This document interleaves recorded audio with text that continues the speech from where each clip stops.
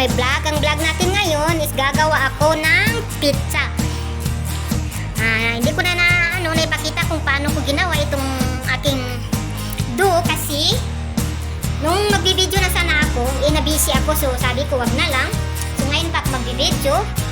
So sino naman ang interesado sa aking gagawin, sa aking pizza is pwede naman mag-comment, pagtanong, di ba? So kaya yun, sabi ko mamaya na lang ako yung gagawin ko na talaga ilagay na sa aking anong tawag dito? Tray, ano ba? Yan. So ito na yung aking pinatubo ko ng ng isang oras. So ayan na. So ayan mga palangga. So bago natin sisimulan, sa hindi pa nakapag-subscribe dyan sa aking YouTube channel, Junalyn Sangkupan. So ayan, subscribe na mga palangga para updated kayo sa aking mga video, ang aking mga ginagawa, ang aking mga gina-upload. So ayan.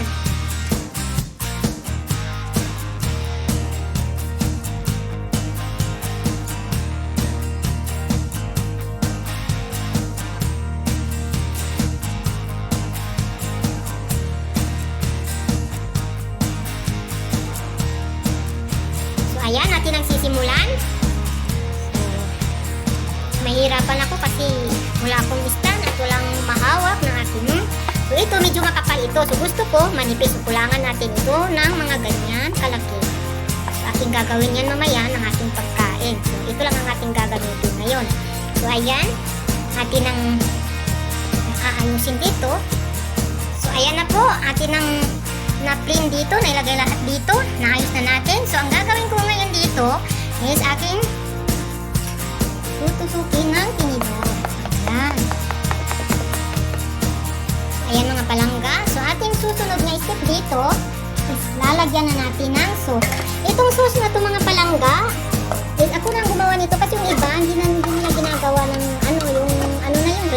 ready-made na yun. Pero ako, gumagawa talaga ako ng sarili kong sauce. Ayan, ilalagay na natin dito.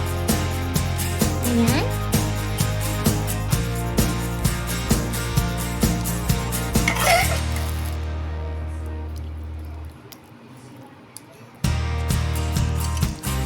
Mas masarap pa rin kasi yung luto mo. O, diba? Ayan.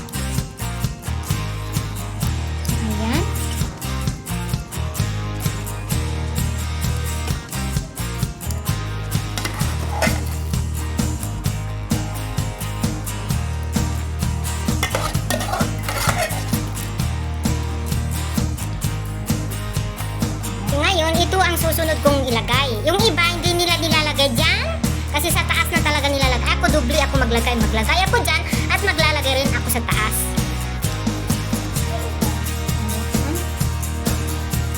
Ayan mga palangga, ating medyo damihan para mas masarap pag maraming mozzarella and cheese. Ayan.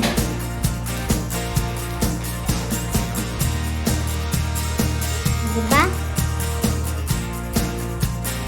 Kasi yung iba nasasayangan, mahal kasi ito nga cheese, yung mozzarella, lang, pagsasalita ko kasi yung pustiso ko nahuhulog. Ayan.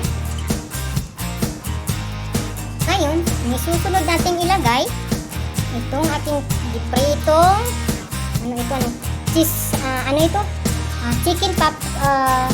chicken popcorn ba? Basta cheese, chicken cheese pala. Ayan. Pasensya na kayo kasi hindi ko nabasa yung niya yung pangalan niya muna bago ko i-vlog. Pasensya na kayo kasi hindi kasi ako mahilig kumain ng mga ganyan kasi kaya hindi ko memorize. Sorry na. Ayan. At magluluto ako sa amin ng ganito. Pero ang mozzarella hindi ko alam kung meron pa sa sa kabakan. Ayan. Susunod na naman, ilalagay natin itong makulay-kulay mga yan? Anong tawag dito? At salman itong tawag sa atin, di ba? Huwag na tayong magpa-English dyan kung hindi natin alam kung ano ba ito. Sarot. Ano ganito? Ayan. Siyempre, lalagay natin yan. Ayan. Malalaki ang ating pagka-slice kasi yan ang gusto ko. Diba? Nakadepende yan sa magluluto. Kung maliliit-liit ba ang kanyang pag-slice. Yan, mga palangga. May mga ngipin naman lahat ang mga tao dito, kaya huwag silang magreklamo kung ganyan ako magloto. Buti nga, kahit hindi ako inuutusan, nagluluto ako sa kanila, di ba? O, ayan. So, ngayon, maglalagay din ako ng sibuyas. Pero kukunti lang kasi yung alaga kong, ayaw niyang kumain ng may sibuyas. Pero, ako maglalagay ako kasi yan ang gusto ko. Hindi makumpleto ang aking aking recipe o ano ba kung hindi ko ilagay yan. Kulang nga ito eh. So, ayan. Ay, naparami na tuloy. So, ngayon, ito na naman, zeytun. Ayan. Maitim lang ang zeytun ang aking nalagay kasi ito lang ang aming meron dito sa bahay. Ayan, nilalagay ko na lang lahat. Bahala ng marami. At least, masarap. Ayan. So ngayon, maglalagay ako ulit dito. Ito na yung sinasabi ko. Sayang ako. Hindi naman nasasayang kasi kinakain naman nila. Pero, lang talaga ako, marami lang talaga ako maglagay. Kasi, mas masarap kasi pag ganun. Walang kamatis, hindi ko nilagyan ng kamatis. Lagyan ko kaya, no? Kasi parang siya, maputla. Sinatakipan lahat yung niya. Maglagay ako, wait lang mga palangga. Ayun, so maglalagay ako ng kamatis kasi parang maputla eh. Kasing putla ko yung niluluto ko, charot. O diba? Mas makulay siya kasi parang buhay na buhay siya. Bakit di ba buhay? Kagaya ko hindi buhay. Ayan. Maputla kasi siya, no? Pag hindi nalagyan ng kamatis. O yan. Yun na yan. Diba? Ayun, so mas dagdagan natin ng mozzarella. Masyado nang marami yan, ha? Ayan.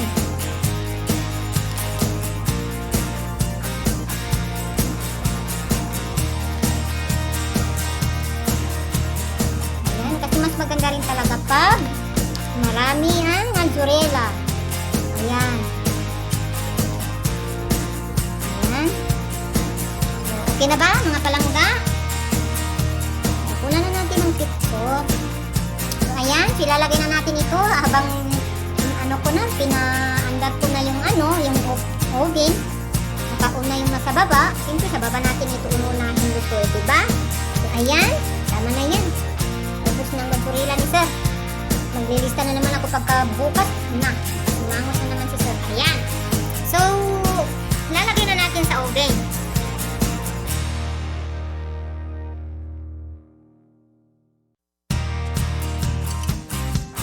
Ayan, bago natin ilagay sa oven, iba kasi ako, yung iba hindi na yan sila naglalagay ng fuel sa taas nito. Ako naglalagay ako. Bakit ako naglalagay? Kasi mas maganda yung luto ng ating pizza kasi yung mozzarella na cheese is maganda ang pagka-melted. So, ayan. Tatakipan bago nating ipasok sa ating oven. Ayan, mga palangga, ha? Magkakaiba kasi ang mga style ng tao magluto ng pizza. Diba? Ako, ganyan ako. So, ewan ko lang sa iba. So, ayan, ipasok mo natin sa ating oven. So, ayan. Pinalakas ko yan, ha? Malakas yung niya. So, ayan, 120. Pero ngayon gagawin ko 180 lang. Kasi masyado nang mainit. So, ayan. So, hihintay natin kung anong oras maluto. So, gagawa tayo ng time. Lagay tayo ng 20 minutes lang. Ayan ang ating pizza. O, diba? Melted lahat yung niya, yung cheese. Ayan.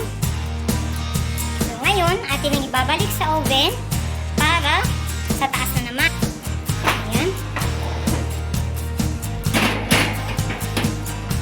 Ayan. So, maghintay na naman tayo ng 15 minutes lang. Ayan, 15 minutes lang. Ang ating pizza, mga palangga. Ayan. So, natin ang ilabas kasi na-over. Ayan. So, luto na rin ang ating merienda. Oops. Ayan. So, ayan mga palangga. So, thank you for watching. And see you next video. Ayan, bye-bye. Okay, dadalhin ko ito doon sa kabilang bahay. So, ito yung para sa gawa nila.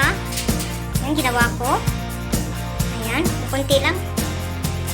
Yung sobra lang dito. So, ayun mga palangga. Sa hindi pa nakapag-subscribe dyan, subscribe na para ma-update kayo sa aking mga breaking luto-luto o ang aking mga video. So, ayan. So, thank you.